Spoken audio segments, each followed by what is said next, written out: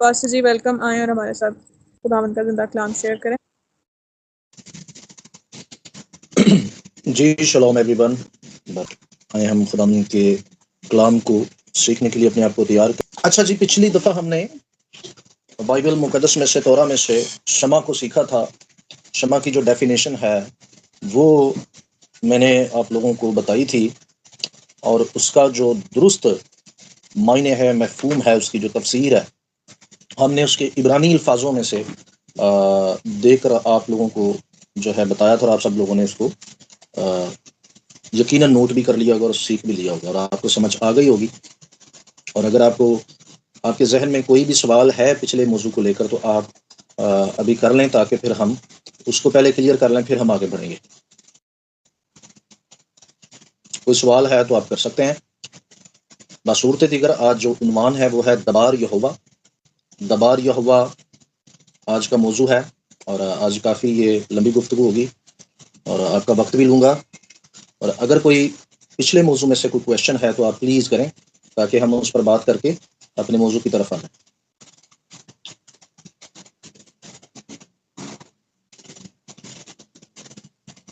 میرا خیال ہے خاموشی بتا رہی ہے کہ کوئی کویشچن نہیں ہے، اور اگر کوئی کویشچن ہو بھی تو آپ مجھے بالکل ٹوک سکتے ہیں اور بتا سکتے ہیں کہ میرا سوال ہے۔ تو سب سے پہلے دیکھیں، ضروری یہ نہیں ہے کہ ہم خوراک آپ لوگوں کے آگے رکھتے جائیں، اور وہ آپ لوگوں کو سمجھ ہی نہ آئے کہ ہم کھا کیا رہے ہیں، یا ہم سن کیا رہے ہیں، ہم سیکھ کیا رہے ہیں۔ تو ہمارا مقصد اس طرح سے پورا نہیں ہوگا۔ تو سوال کرنے سے باتیں کلیئر ہوتی ہیں، جوابات جب دیے جاتے ہیں تو بہت ساری چیزیں کلیئر ہو جاتی ہیں۔ تو میرا مقصد صرف آپ لوگوں تک نالج پہنچانا نہیں ہے، بلکہ خدا کے کلام کی سچائی پر آپ لوگ قائم ہو جائیں اور اس پر چلتے رہیں، یہ ہے مقصد۔ اور کوئی بھی تب تک قائم نہیں ہو سکتا جب تک وہ اپنی چیزیں کلیئر نہ کر لے، جو کنفیوژن ہوتی ہے ذہن کے اندر وہ کلیئر نہ ہو جائے۔ تو وہ آپ کا سوال کرنا آپ کا حق ہے، اور جواب دینا میرا فرض ہے۔ تو لہٰذا ہم سٹارٹ کرتے ہیں۔ تو آج کا عنوان ہے جی میں کر سکتا ہوں سوال سے؟ جی سب کر سکتے ہیں، بولیں۔ پچھلے موضوع میں سے ہونا چاہیے۔ سر میں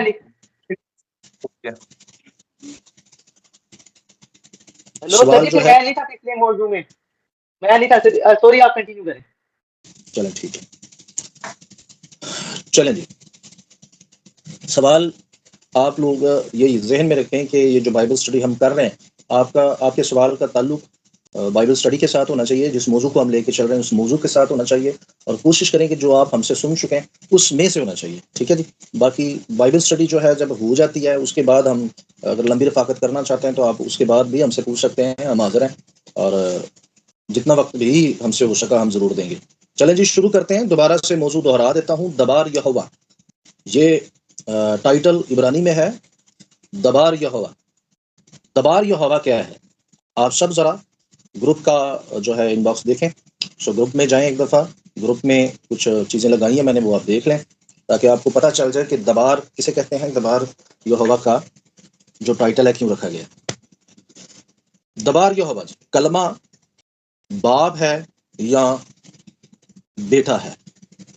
دبار کا معنی کلمہ ہے، دبار کا معنی کلام ہے، دبار کا معنی یہوہ کا کلام ہے۔ باروک ہاشم، تو یہ جاننا ہمارے لیے بہت ضروری ہے کہ دراصل کلمہ ہے کون، کیونکہ جب ہم تصور یہوہ اور تصور یہوشوا، یعنی تصور باپ اور تصور بیٹا، جب ہم اس پر گفتگو کرتے ہیں تو اکثر ایسا ہوتا ہے کہ ہمیں صرف لفظوں پر وہ قید کر دیا جاتا ہے، اور بعض دفعہ ہم ادارے، منسٹریز اور تنظیموں کے بنائے ہوئے عقائد کے غلام بن جاتے ہیں۔ اور جیسا کہ میں نے پچھلی دفعہ بھی جو شمع جب میں نے سکھایا تھا تو اس میں نے بتایا تھا کہ کبھی بھی بائبل مقدس کے کسی بھی لفظ کو آپ صرف اس کے لغوی معنی نہیں لیں گے، بلکہ اس میں کانٹیکس، بائبل کی سٹوری، کسی بھی پیراگراف کو جب آپ پڑھتے ہیں تو اس کا کانٹیکس آپ کو دیکھنا ضروری ہوتا ہے، پھر آپ اس کے معنی لیتے ہیں، ٹھیک ہے جی۔ یہ جاننا بہت ضروری ہے کہ بائبل مقدس نے شروع سے کلمہ یا کلام کس کو کہا ہے، یا کلام سے مراد عہد عتیق یا بائبل کی کیا مراد ہے۔ کیونکہ جب ہم مسیحیت کے اندر دیکھتے ہیں جب کلمے کے بارے میں بات کی جاتی ہے تو کلمے کو لے کر بعض لوگ یہ کہتے ہیں کہ کلمے سے مراد خدا کا بیٹا ہے، یعنی کلمہ جب مجسم ہوا تو خدا کا بیٹا مجسم ہوا، اور باپ جو کہ ایک مین اکنوم ہے اس سے ایک دوسرا اکنوم نکلا اور وہ مجسم ہوا اور بیٹا دنیا میں آیا۔ جبکہ بائبل مقدس کی جب ہم تحقیق کرتے ہیں، اس کا مطالعہ کرتے ہیں، تو بائبل ہمیں کچھ اور ہی بتاتی ہے۔ بائبل کا جو سیکرٹ ہے یا بائبل کی جو تعلیمات ہے وہ کھل کر جب ہمارے سامنے آتی ہے تو ہماری اپنی تھیوری یا اپنی عقل یا ہمارے اپنے بنائے ہوئے عقائد ان پر یہ ساری چیزوں پر پانی پھیر دیتی ہے، اور ہمارا یہ فرض کلی ہے کہ ہم دیانتداری اور ایمانداری سے خدا کے اس پیغام کو قبول کریں جو اس کے کلام میں درج ہے۔ یاد رہے کہ جب خدا کا کلام آپ کے سامنے آتا ہے تو آپ کی اپنی بنائی ہوئی سٹوریز، اپنی بنائی ہوئی تشریحات، آپ کی اپنی بنائی ہوئی کہانیوں اور اپنی بنائی ہوئی تمام وہ عمارتیں جو آپ اپنی تعلیمات سے بنا چکے ہوتے ہیں، بعض دفعہ وہ ملیہ میٹ ہو جاتی ہیں، اور ہمارا فرض یہ بنتا ہے کہ ہم بائبل مقدس کی تعلیمات کے سامنے گھٹنے ٹیک دیں اور سلنڈر کر کے خدا کے تابع ہو جائیں، اور یہی ہمارا فرض، ایک ایماندار کا یہی فرض ہے۔ سو لہٰذا بڑی عاجزی کے ساتھ اس بات کو شروع کرنے جا رہا ہوں، اور مجھے امید ہے کہ ہمارا کوئی بھی بھائی، کوئی بھی بہن انا کو اپنی زندگی میں نہیں آنے دے گا، اس سرمن کو سننے کے دوران اپنی انا کا مسئلہ نہیں بنائے گا، اور بائبل کی تعظیم کرتے ہوئے بائبل کی بات کو قبول کرے گا۔ کیونکہ یہ آج جو میں چیزیں پیش کرنے جا رہا ہوں، کیونکہ میں نے آپ کو 10 سفیروز سمجھائے ہیں، اور 10 سفیروز سمجھانے کا مقصد یہی تھا کہ آپ کو یہ سمجھ آ جائے کہ 10 سفیروز سے مراد کیا ہے۔ آدام قدمون سمجھانے سے مراد یہ تھا کہ آپ کو پتہ چل جائے کہ دبار کون ہے۔ پھر میں نے 10 کمانڈمنٹس جو ہیں ان کے بارے میں آپ کو بتایا تھا جو کہ 10 سفیرود کے ساتھ تعلق رکھتے ہیں، اور وہ ساری چیزیں میں نے آپ کو بتائی تھی کہ یہوہ تورا ہے، تاکہ آپ لوگوں کو یہ سمجھ آ سکے کہ دبار کون ہے، دبار کسے کہا جاتا ہے، دبار سے مراد کیا ہے۔ ٹھیک ہے جی۔ سو مزید تفصیل سے بائبل کی تعلیمات دیکھتے ہیں۔ سو شروع کرتے ہیں۔ ہم پرانے عہد نامے کے عبرانی نام کو بائبل میں سے دیکھیں گے۔ ہم دیکھیں گے کہ یہ نام یہوشوا ہمشیاخ میں کیسے پورا ہوتا ہے۔ دبار یہوہ یا یہوہ کا کلام، یہ یہوہ خدا کا مرکب نام ہے۔ عہد نامہ قدیم میں یہ نام 242 بار استعمال ہوا ہے، ایک الہی اظہار جس کو بہت زیادہ نظر انداز کیا گیا ہے، اور بعض لوگوں نے اس کو جان بوجھ کر نظر انداز کیا ہے، جبکہ یہ بائبل میں درج ہے۔ کیونکہ اگر اس کو کھول کر بیان کیا جاتا تو جو تھیوری، جو ٹیچنگ پوری دنیا کے اندر کرسچینٹی میں عام ہے اور رائج ہے، وہ تھیوری جھوٹی پڑ جاتی اور وہ غلط ثابت ہو جاتی، اور اس کو عام طور پر سمجھایا نہیں گیا، جبکہ ایک ایماندار کا کام ہے کہ وہ بائبل کا سیکرٹ چھپاتا نہیں بلکہ کلیسیا کو بتاتا ہے۔ چلیں آگے بڑھتے ہیں۔ لفظ دبار، یہوہ کا کلام، یہ پہلی بار پیدائش 15 باب آیت نمبر پہلی میں ظاہر ہوتا ہے۔ میری گزارش ہے کہ کوئی بھی بہن، کوئی بھی بھائی اس حوالے کو ذرا خدا کے کلام میں سے تلاوت کر دے۔ جی 15 باب آیت کون سی آپ نے؟ پہلی آیت، 15 جی پہلی آیت۔ لکھا ہے، ان باتوں کے بعد خداوند کا کلام رویا میں ابراہیم پر نازل ہوا اور اس نے فرمایا، اے ابراہیم تو مت ڈر، میں تیری سپر اور تیرا بہت بڑا اجر ہوں۔ ابراہیم نے کہا، اے خداوند خدا، تو مجھے کیا دے گا، کیونکہ میں تو بے اولاد جاتا ہوں اور میرے آمین۔ گھر کا مسئلہ۔ آمین۔ اچھا، یہوہ کا کلام یعنی دبار یہوہ پہلی بار پیدائش 15:1 میں ظاہر ہوتا ہے۔ عبرانی لفظ دبار کے کئی معنی ہیں، مثلا عمل، مشورہ، تاہم جب اسے یہوہ کے ساتھ ملا کر استعمال کیا جاتا ہے تو یہ یہوہ کا کلام بن جاتا ہے یا یہوہ کلام بن جاتا ہے۔ بہت سے لوگ اسے یہوہ خدا کی طرف سے بھیجا گیا پیغام سمجھتے ہیں، تاہم پیدائش 15 باب ہمیں سکھاتا ہے کہ ابراہیم نے یہوہ خدا کے کلام کو دیکھا، سنا نہیں، کلام کو کیا کیا ہے؟ دیکھا۔ اور اگر آپ عہد جدید کا بھی مطالعہ کرتے ہیں تو یوحنا رسول اپنے خط میں لکھتا ہے کہ ہم نے زندگی کے کلام کو سنا، دیکھا اور اپنے ہاتھوں سے چھوا بھی۔ سو سیم وہی چیز محترم باپ ابراہم کہتے ہیں کہ ان کو رویا میں کلام نظر آیا۔ اگر آپ اسے عبرانی میں پڑھتے ہیں تو اس کا درست ترجمہ ہے کہ رویا میں کلام نظر آیا ابراہم کو۔ ٹھیک ہے جی۔ کلام ملا اسے. اس کا مطلب یہ ہوا کہ پیدائش 15 باب میں یہ کہا جا رہا ہے کہ دبار یہوہ یعنی کلمہ یہوہ محترم باپ ابراہم کو نظر آیا یا ظاہر ہوا. بائبل مقدس پیدائش کی کتاب میں ہی یہوہ کو کلمہ ثابت کر رہی ہے. ٹھیک ہے، آپ سب یہوہ پاک خدا کو باپ جانتے ہیں اور آپ سب یہ مانتے ہیں کہ یہوہ پاک خدا باپ ہے. اس کا مطلب یہ ہوا کہ کلمہ بیٹا نہیں، کلمہ باپ ہے. کلمہ بیٹا نہیں ہے بلکہ کلمہ کون ہے؟ باپ ہے. اب عہد عتیق جو ہے وہ کلام یہوہ کو کہہ رہی ہے. ٹھیک ہے، عہد عتیق جو ہے کلام یہوہ کو کہہ رہا ہے، اور آگے بہت سارے اس کے ایویڈنس ہیں. بہرحال ہم مزید ایویڈنس آپ لوگوں کے سامنے رکھتے ہیں. یہاں لکھا ہے، جب آپ پیدائش کی کتاب 15 باب پڑھتے ہیں تو یہاں لکھا ہے ڈر مت ابراہم، میں تمہاری ڈھال ہوں اور تمہارا بہت بڑا اجر ہوں. ٹھیک ہے جی. یہاں زمین پر یہوشوا حمشیاہ کی خدمت کے دوران ایک بلند اور واضح پیغام ہے. لفظ اجر مکاشفہ 22 باب آیت نمبر 12 میں یہوشوا حمشیاہ کے عظیم وعدے کی بھی یاد دلاتا ہے. یہاں لکھا ہے دیکھ میں جلد آنے والا ہوں اور ہر ایک کے کام کے موافق دینے کے لیے اجر میرے پاس ہے. یہ سیم وہی انداز ہے جو انداز محترم باپ ابراہم کے ساتھ گفتگو میں یہوہ پاک خدا نے اختیار کیا. یہاں لکھا ہے ڈر مت ابراہم، میں تمہاری ڈھال ہوں اور تمہارا بہت بڑا اجر ہوں. ٹھیک ہے جی. لہٰذا اگر آپ یسایہ 40 باب کی آیت نمبر 10 دیکھیں، اگر اس کو آپ پڑھ دیں تو یہاں بھی آپ کو سملر باتیں ملتی ہیں. یہوہ کے کلام سے جی پڑھ دیں پہلے والا پڑھنا ہے؟ جی پڑھ دیں. جی 10 باب اس کی 40 آیت 40 باب آیت نمبر 10. اوکے.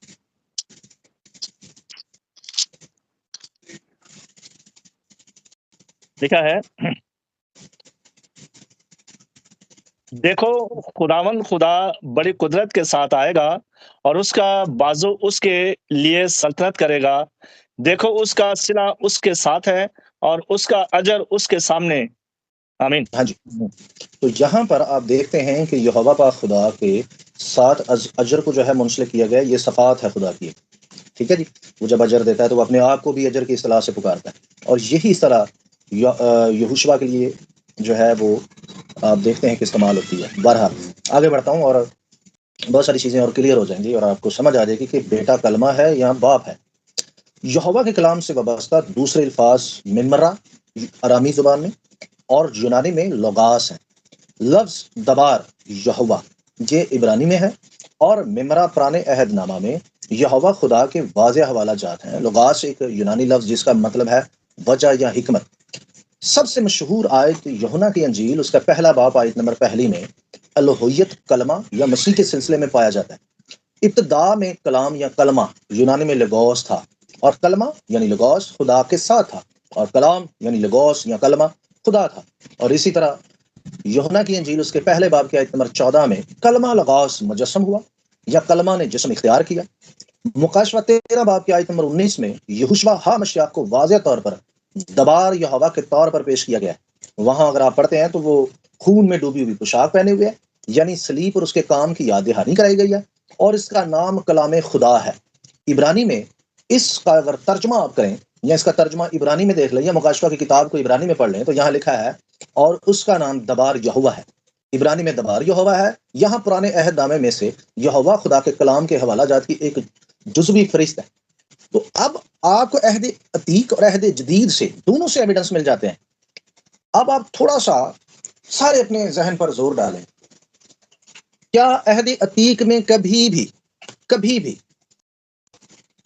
بیٹے کو کلمہ کہا گیا؟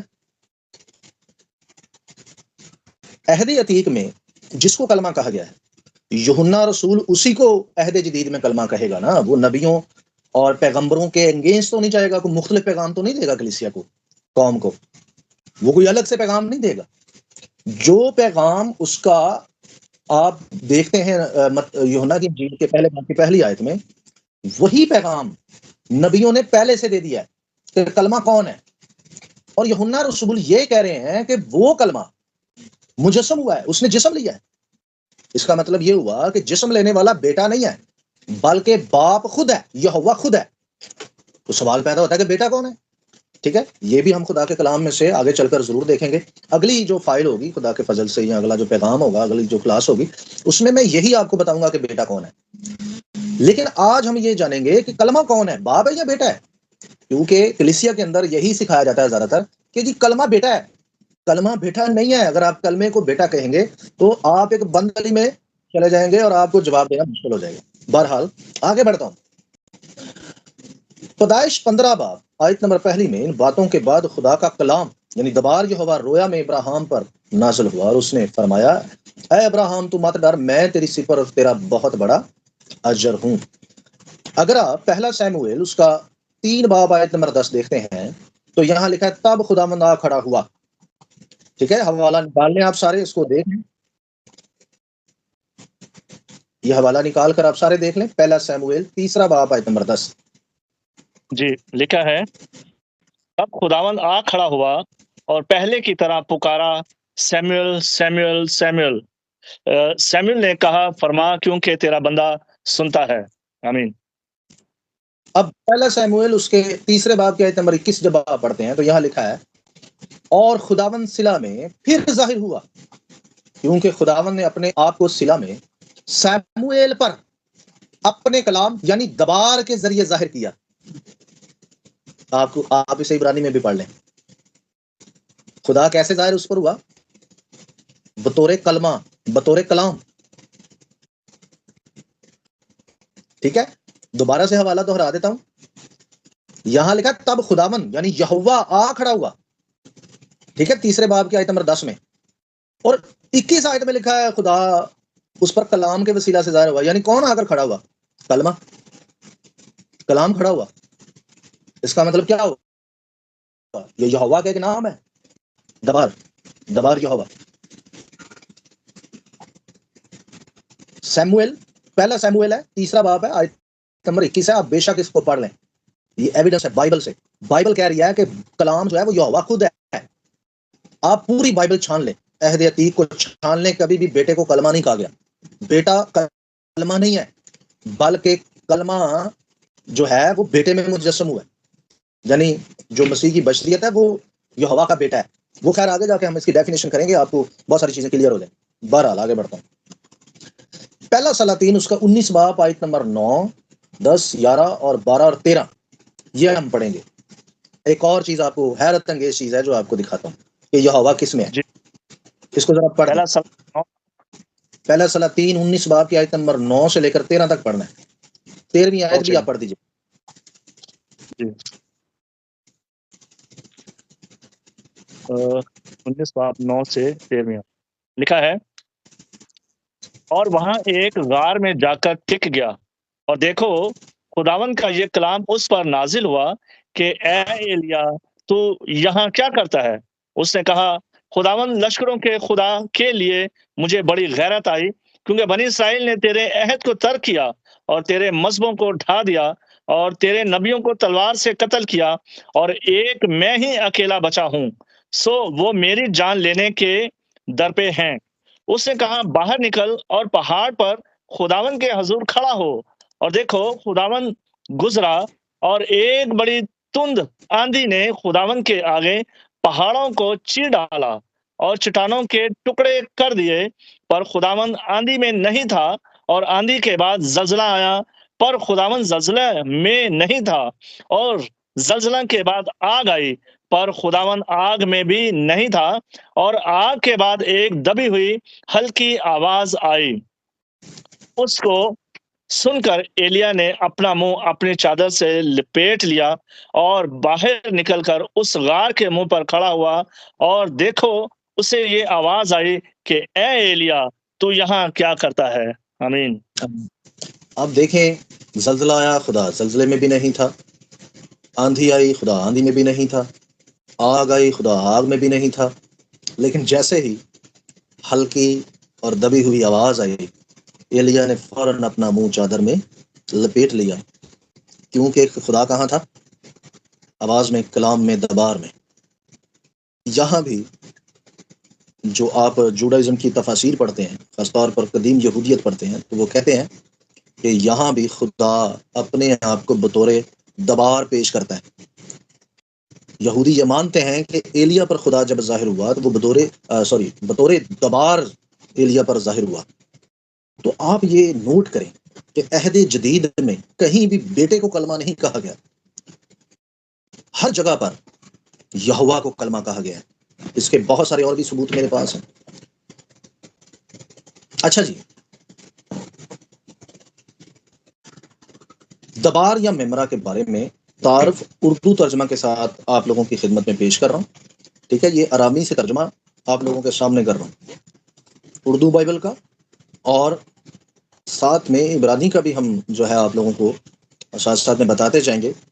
تو یہ آرامی اور اردو اور عبرانی، یہ تینوں میں آپ لوگوں کے سامنے پیش کرنے جا رہا ہوں. اور کمپیئر کیجئے گا کہ یہودیوں کو جو آرامی ترجمہ ہے اس میں وہ یہوہ کو کیا کہہ رہے ہیں. یہوہ کا یہ نام ہے، کلمہ، کلام، یہ ایک نام ہے. یہاں کلمہ صرف یہوہ کے لیے بولا ہوا اس کے کلام کو نہیں کہا جاتا، یہ یہوہ کا ایک نام ہے. اب ذرا سنیں، ممرا کلام، تخلیقی یا حکمیہ کلام یا خدا کا بولا ہوا کلام بھی کہا جاتا ہے، جس سے وہ مادی یا ذہنی دنیا میں اپنی قدرت کو ظاہر کرتا ہے. ایک اصطلاح جو تارگوم یہوہ کے نیم البدل کے طور پر استعمال کی جاتی ہے جب اس سے مراد انسانی خواص کے اظہار سے گریز کرنا ہو. کوفہ مین کی اوپر بیان کردہ آپ لوگوں کے سامنے جو باتیں میں نے کی ہیں یا اس کا تعارف کروایا ہے، یہ بات واضح ہے کہ دبار یعنی ممرا، آرامی زبان میں دبار کو ممرا کہا جاتا ہے، اور عبرانی میں دبار، اردو میں کلمہ یا کلام. ٹھیک ہے جی، یہ تینوں ٹرمز آپ نوٹ کر لیں، دبار، ممرا اور کلمہ. دبار عبرانی میں، ممرا آرامی میں، اور اردو میں کلمہ. یہوہ کا مادی یا ذہنی دنیا میں انسانی خواص کے اظہار سے گریز کرتے ہوئے اپنی قدرت کا اظہار ہے، نہ کہ کوئی الہی زمینی تقرر. کلام مقدس میں دبار یہوہ یعنی یہوہ کا کلام عام طور پر یہوہ کا وہ کلام ہے جس کے ذریعے سے یہوہ نے اپنے آپ کو انبیاء پر ظاہر کیا، جیسا کہ پیدائش 15 باب کی پہلی آیت، گنتی 12 باب آیت نمبر 1 تا 6 تا گنتی 12 باب کی آیت نمبر 6، پہلا ساموئیل 3 باب آیت نمبر 21. اور اکثر وقات دبار یہوہ یا ممرا سے مراد تخلیقی کلام ہے. زبور 33 کی 6 جہاں لکھا ہے آسمان خدا کے کلام سے اور اس کا سارا لشکر اس کے منہ کے دم سے بنا. اور اس کے ساتھ دیکھیں زبور 33 کی 9 بھی. ٹھیک ہے جی، دبار عبرانی ہے اور ممرا آرامی ہے اور کلمہ اردو ہے. ٹھیک ہے، یہ نوٹ کر لیں. یہوہ کا حکم دبار، ممرا، کلام یا کلمہ ہے، جو یہوہ کی عین ذات ہے، نہ کہ کوئی انسان یا شخص جسے یہوہ نے مقرر کیا. جس انسان کو یہوہ مقرر کرتا ہے اس انسان کا نام تو کلام یا دبار، ممرا یا کلمہ رکھا جا سکتا ہے، لیکن اس انسان کا جوہر یا دبار یا ممرا نہیں ہے. ٹھیک ہے جی، یہ انسان بطور ذات ممرا یا کلمہ نہیں ہو سکتا. یسوع المسیح یعنی یہوشوا ہمشیاہ کی روح یہوہ دبار ہے.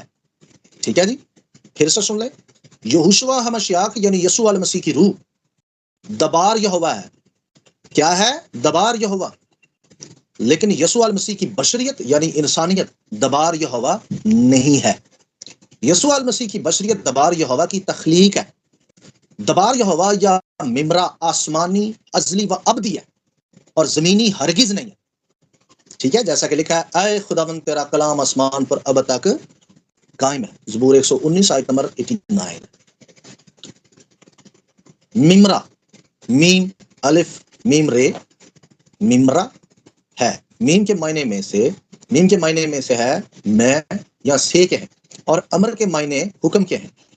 القدوس نے وہ مبارک ہے کائنات کو اپنے ممرا سے خلق کیا، جس کا اکثر ہم جو ہے پڑھتے ہیں، اس کا ذکر پڑھتے ہیں جی بشیلا 10. اس کے ساتھ آپ دیکھیں جو ہے ورش نمبر ہے 33. ٹھیک ہے جی، پیج نمبر ہے 33 اور 6. آپ اس کو دیکھ سکتے ہیں. یہاں پر یوں اس کو بیان کیا جاتا ہے. آگے بڑھتے ہیں. تقرر ممرا نہیں ہے. تقرر یعنی جس کو مقرر کیا گیا ہے وہ ممرا نہیں ہے. ممرا تقرر کرنے والا ہے، یعنی کلمہ تقرر کرنے والا ہے. یہوہ کو یا اس کے حکم کو کہا جاتا ہے. تارگم کے مطابق پیدائش کی کتاب میں خدا نے کہا کہ 10 میمورات یا 10 دباریم ہے جن سے یہوہ نے کائنات کو خلق کیا ہے. معروف ہے جی.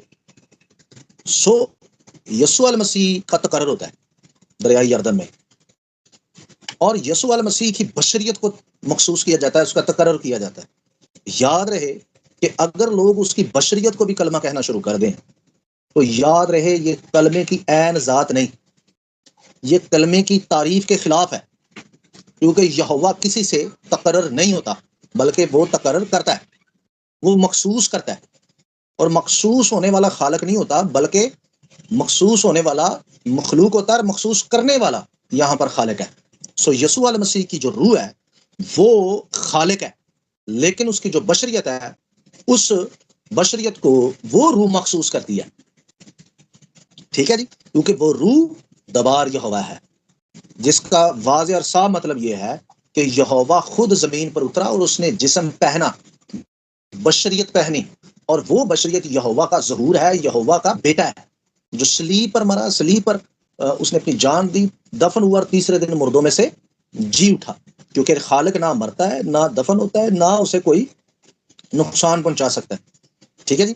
اور یہ بشریت کے ساتھ سب کچھ ہوا ہے، خدا کے ساتھ، یہوہ کے ساتھ، کلمے کے ساتھ نہیں ہوا، ٹھیک ہے۔ آگے بڑھتے ہیں۔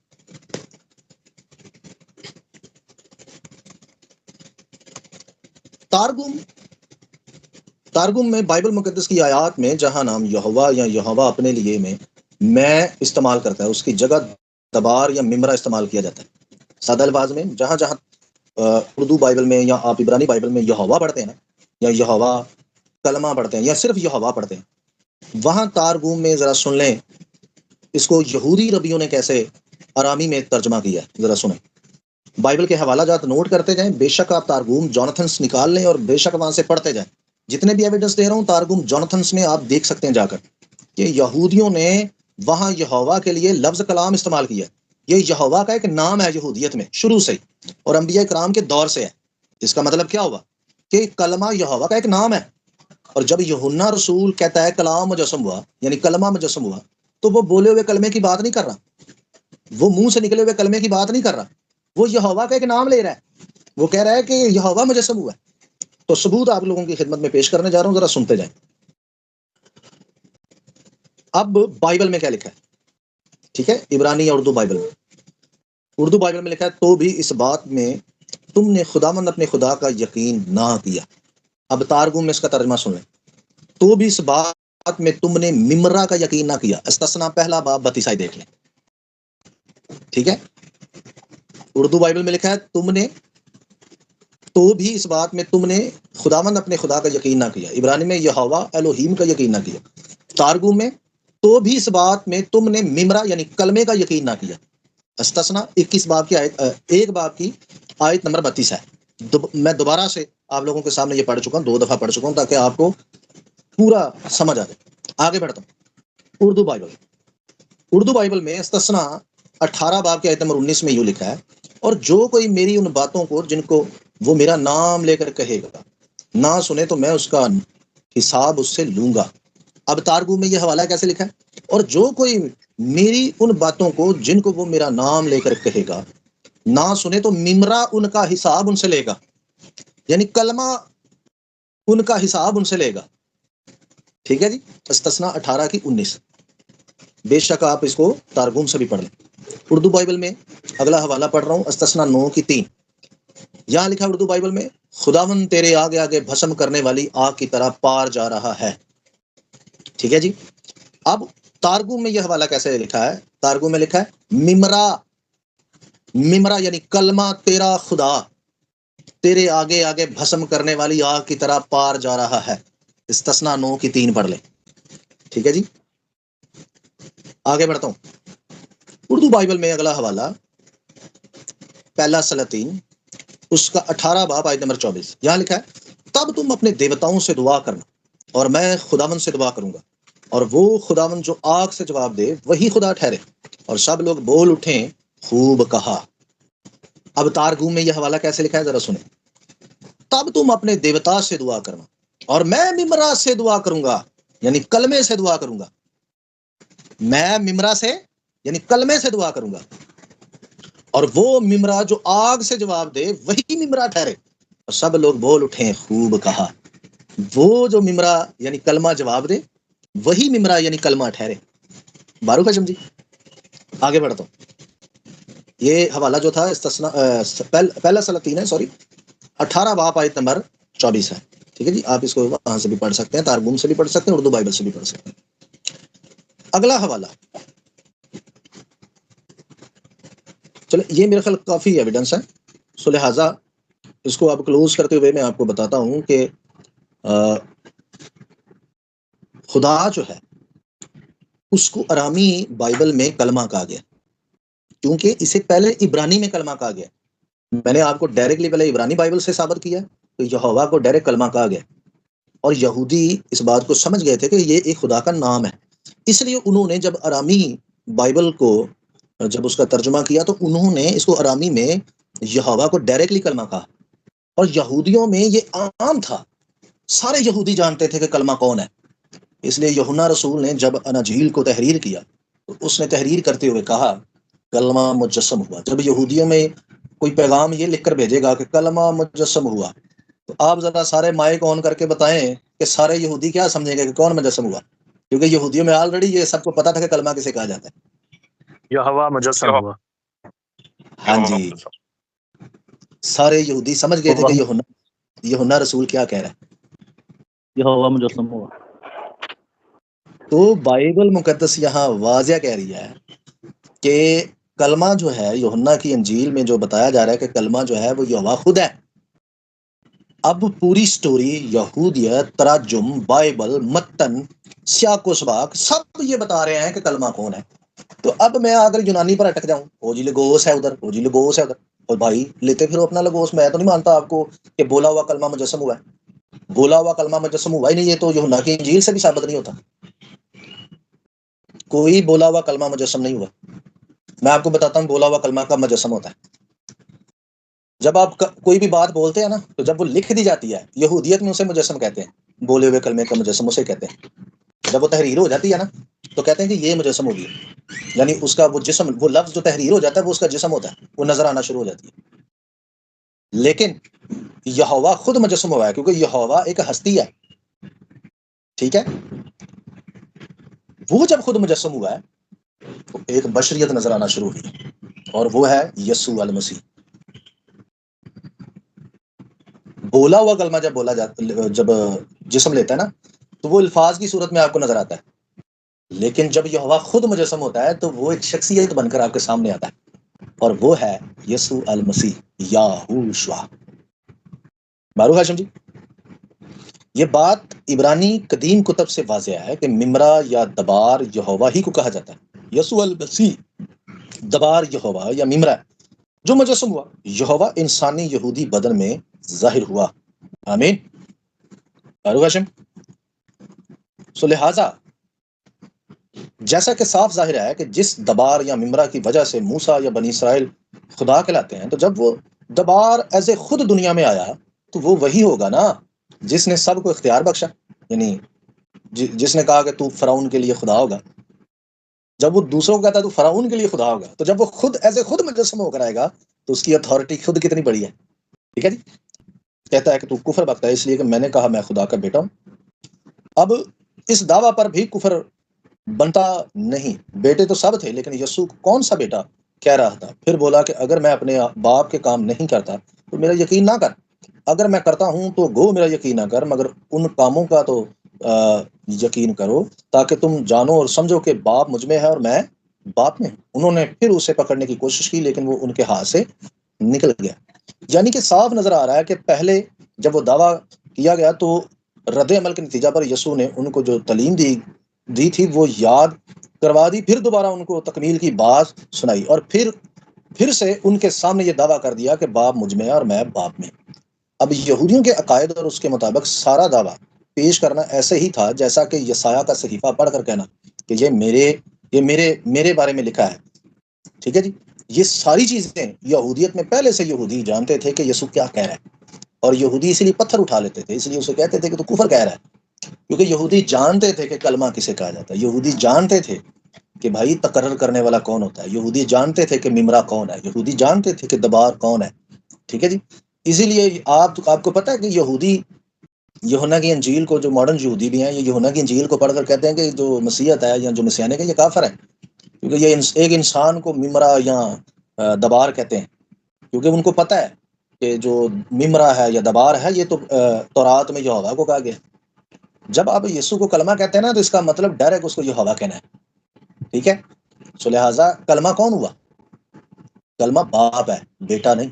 بیٹا تو اس کلمے کا ظہور ہے، یعنی اس کلمے کو ظاہر کرنا بیٹے کا کام ہے، ٹھیک ہے؟ اس لیے لکھا ہے اکلوتا بیٹا جو باپ کی گود میں ہے اسی نے ظاہر کیا، اسی نے ظاہر کیا باپ کو۔ تو وہ بیٹا جو ہے باپ کو ظاہر کرتا ہے، ٹھیک ہے؟ تو باپ یہوہ جو ہے وہ خود کلمہ ہے، بیٹا کلمہ نہیں ہے۔ سب سے پہلے اپنا یہ کانسیپٹ ہمیں اپنا کلیئر کرنا ہے، جو جہاں سے بنیاد غلط رکھی گئی ہے۔ تو سب سے پہلے ہم اپنے آپ کو یہاں سے جانچیں سمجھیں کہ جو کلمہ ہے وہ بیٹا نہیں بلکہ باپ ہے۔ یہوہ پاک خدا آپ سب کو برکت دے۔ اگر کوئی آپ سب کا سوال ہے تو آپ ضرور کر سکتے ہیں۔ بار خوش۔